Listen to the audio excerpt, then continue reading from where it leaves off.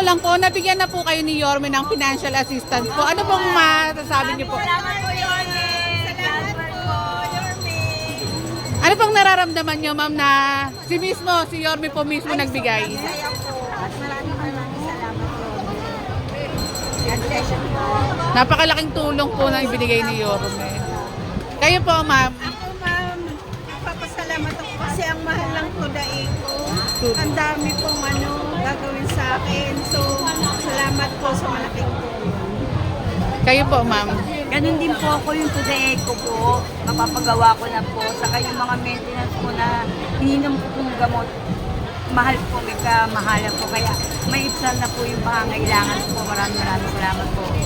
God bless po, Yorme. Ang galing po talaga ni Yorme, no? Tsaka ang bait po talaga. Abot po talaga yung mga taong bayan po, mga batang Maynila. Ma'am, malapit na pala birthday ni Yorme. Kunin ko na rin ang message nyo. Sabay-sabay na po kami. Sabay-sabay na po kayo. Yorme, happy birthday po. May kamal po. Sana po marami pa po kayong matulungan. Salamat po.